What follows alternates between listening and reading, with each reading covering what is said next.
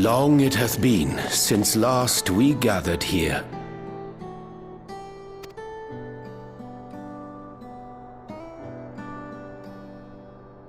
Though our order's dissolution was indeed in name only, thereafter we did largely operate independent of one another.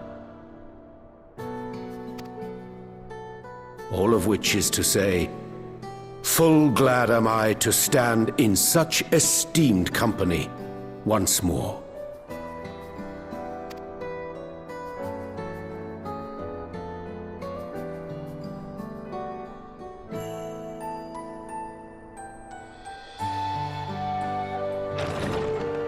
Apologies for our delay.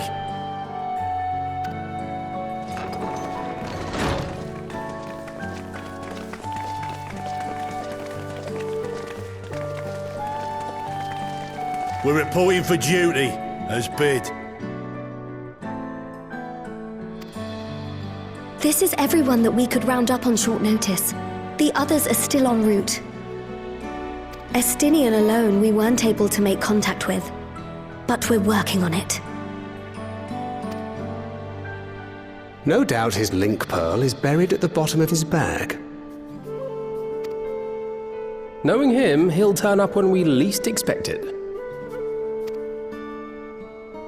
Now, as much as I'd like to savour our reunion, Tataru tells us there have been developments.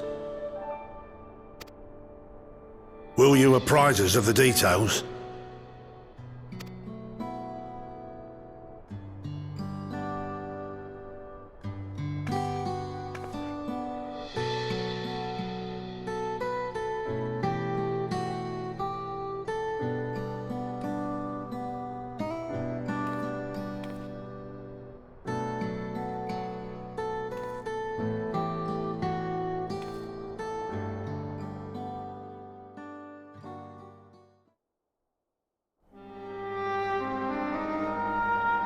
The Winterers and the Solstice. The veracity of Halmarut's claims remains unclear. Yet it cannot be denied that, in his bid to convert the living into endless, Calyx was privy to knowledge of the reflections and more. And the Winterers are formed of others, like him.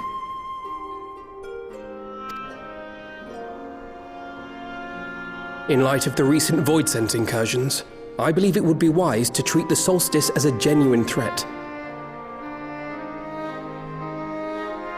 The problem is how to deal with it.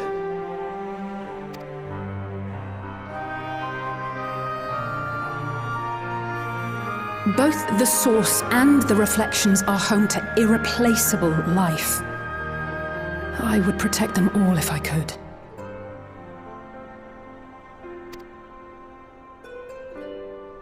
But if doing so means ushering in complete annihilation,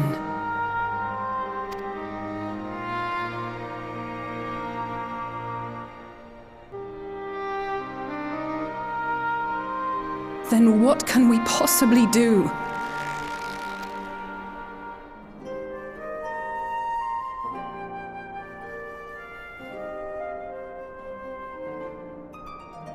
I wonder, was Hydaelyn aware of the solstice?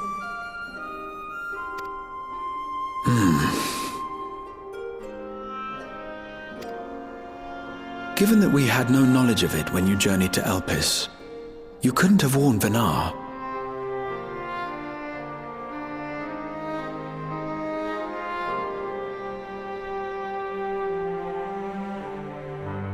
So it is entirely possible she was unaware. But in the course of sustaining the Sundered Star, she may have glimpsed this eventuality.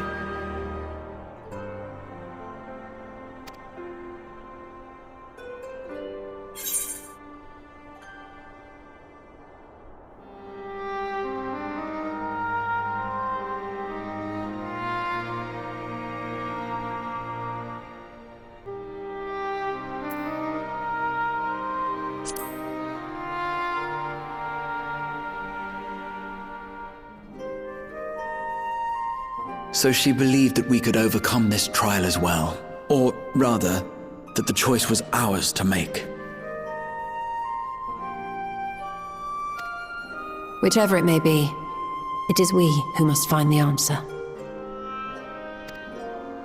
We who live in the here and now.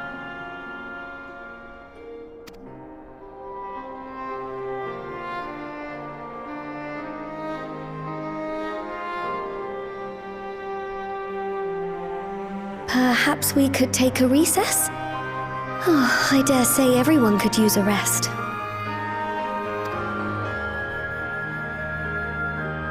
Indeed. We have ample food for thought, and it would be good to catch each other up.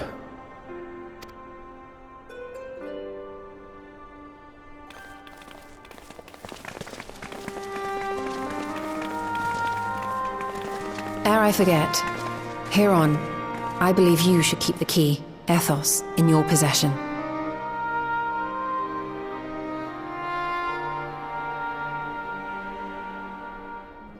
After all, it seems that is one mystery I am not destined to unravel.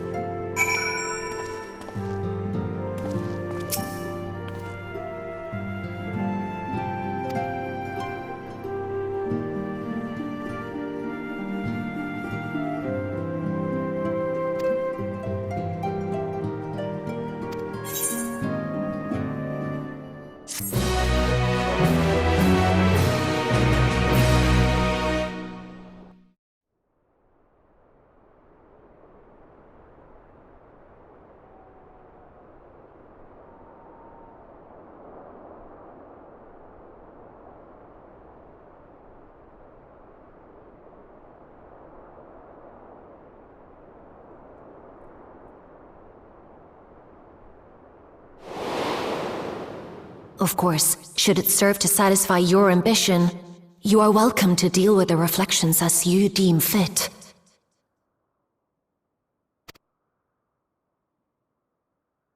Like the pariah and wanderer who satisfied his own when he brought the star to the brink of ruin to face you.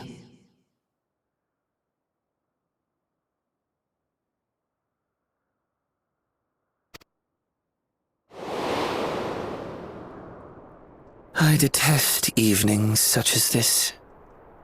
Too bright, too stimulating. The mind distracted by the inconsequential.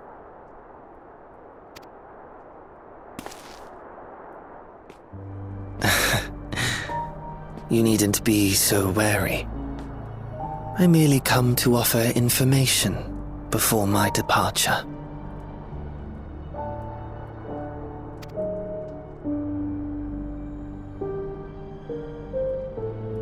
Halmarut and I will soon cross the rift to observe the enactment of another Winter's plan.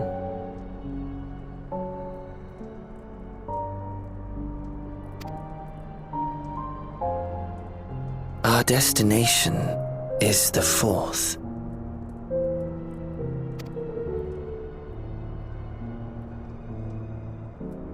A world locked in ice, whose lands are blanketed in thick clouds.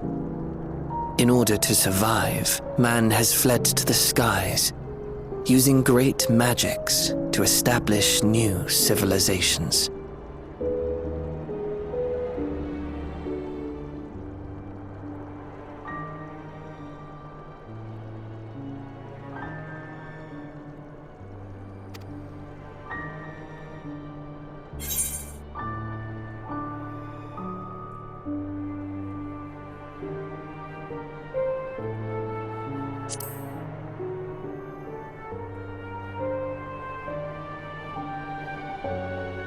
It was not my intent to excite.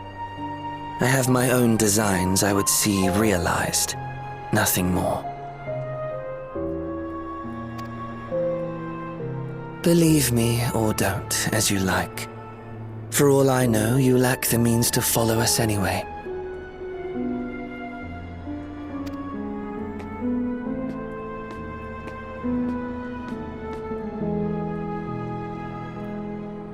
What Halmarut said to you earlier.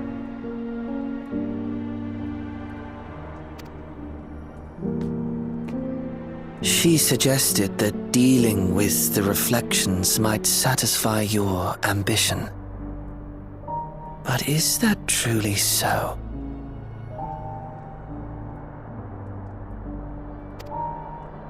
You have seen battles beyond counting, have defeated even the fear of death. Is there some conclusion that you seek, no matter the cost?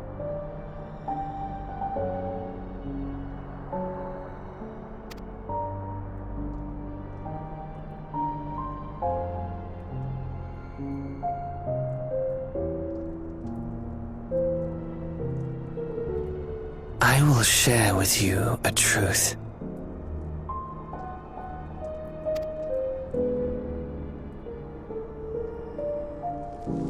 We Winterers each have an ambition that we wish to fulfill. To that end, we may share information with one another, but we do not necessarily share the same beliefs. Just as you and yours decried my actions, I find those of my fellows objectionable. Be that as it may,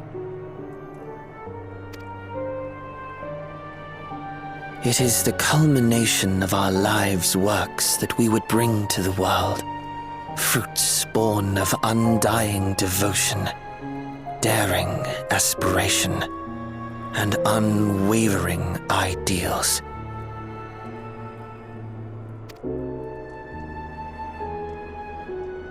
No matter how we are reviled, no matter what we must steal, our actions will be vindicated by those who abide in the future we create. In your benevolence, you may seek to save everything and everyone. But once all is consequently consigned to oblivion, your noble deeds will amount to nothing more than folly. For no living soul shall remain to judge them.